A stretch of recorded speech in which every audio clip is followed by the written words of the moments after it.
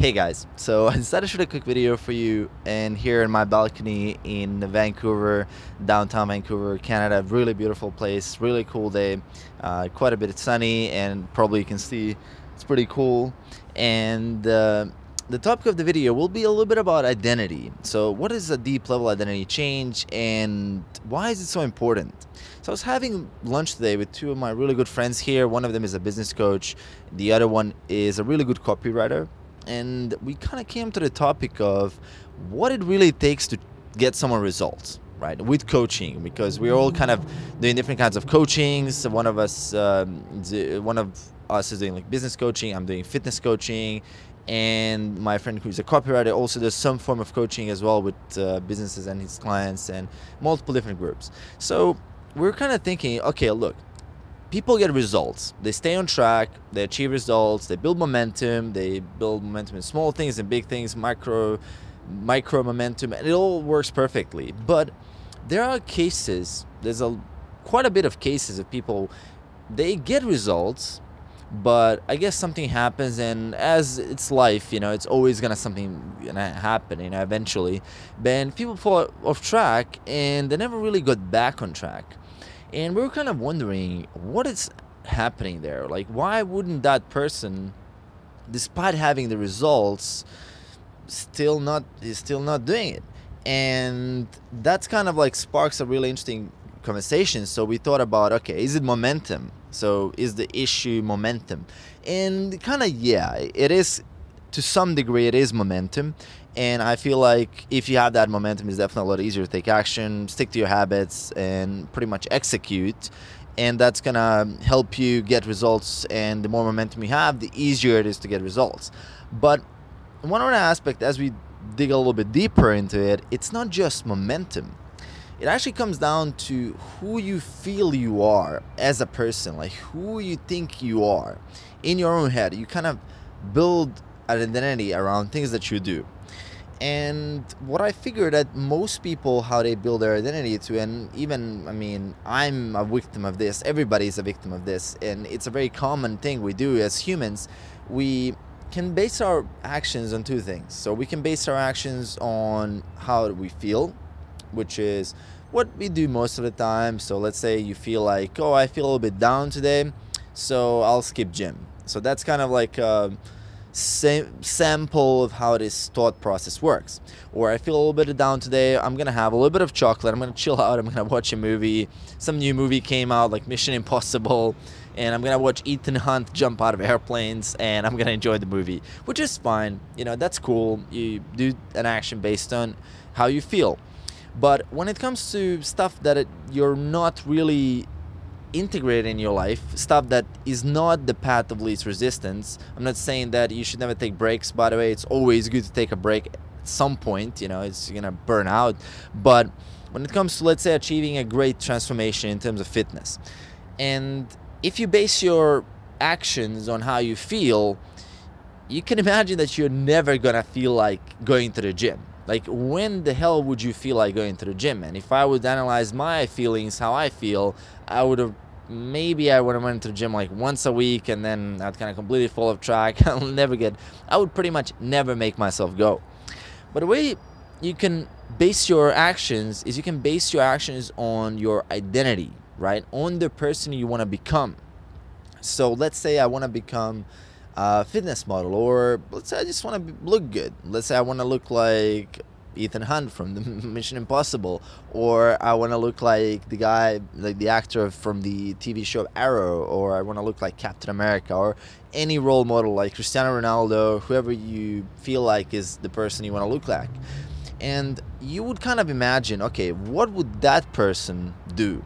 So what kind of action would a person, if I was that kind of person, what kind of action would I do? And there you kind of go into it a little bit and you realize, yeah, that person would not skip gym today. That person would not eat French fries and order a double cheeseburger and like a shake in McDonald's. That person would probably have something more healthy. And if you build your actions on that kind of identity, those actions will ultimately first make you feel better, but then with repeated action, with reps, reps, and reps, as Arnold Schwarzenegger says in his Total Recall book, which is, by the way, amazing, as he says, the amount of reps build who you are. And then once you build yourself, you build that good identity, and you actually change your identity into that kind of person. So that's kind of an interesting point there. And I found for myself, looking back at the days, and I want to skip gym, but I feel like, look, dude, you're the gym guy. You don't get to skip gym, right? That's what you do. That's simply what you do. That's simply who you are, and you don't skip the gym. And that kind of shift has to happen in your mind eventually, if you plan to make this a permanent lifestyle, if you plan to live a healthy life, if you plan to live the life of peak performance, as you want to call it, as Anthony Robbins says a lot, uses that phrase a lot, like peak performance, a person who's like killing it in business, in relationships, in like social skills, in fitness, in all areas of your life. That's the person of peak performance. So if you want to be that person of peak performance, one key element is to actually have that identity of that person and base your actions on that.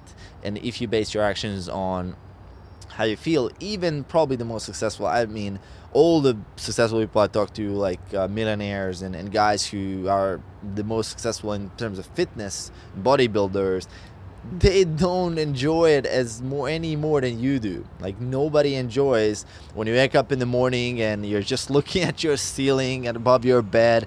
Maybe you're sore from yesterday, you're hungry, maybe you even had a shitty night of sleep, maybe you just get 5-6 hours.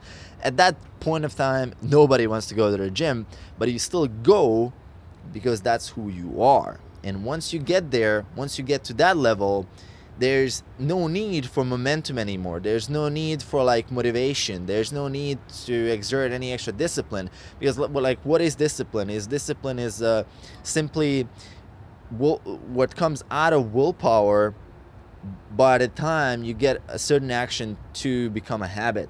So let's say you can call it like a progression, where it's like willpower, discipline, habit. So willpower fuels discipline, discipline fuels habits, habits fuel who you are. But look at it in a different way.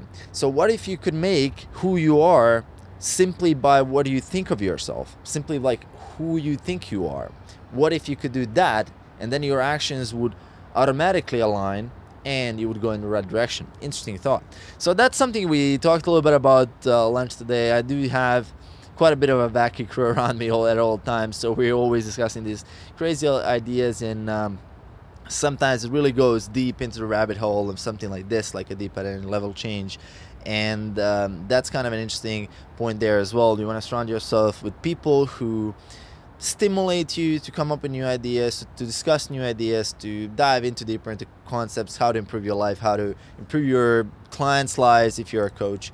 And that's something I just wanted to share with you guys in this video.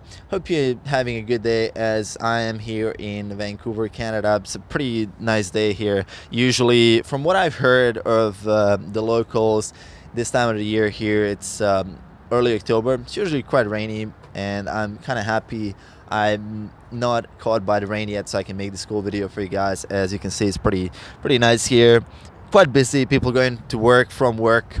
Interesting times, and I hope you guys enjoyed the video. What I want to hear from you, by the way, is what do you think about identity? What is your identity? Have you ever had an identity shifting experience? So that's something I'm curious about. Have you ever reached a point where you had to change your identity to achieve something? And that's kind of an interesting point there, because I had to do that multiple times, and I'm just curious on your journey, in maybe not in fitness, maybe just in business or in like social skills or some other journey you've taken.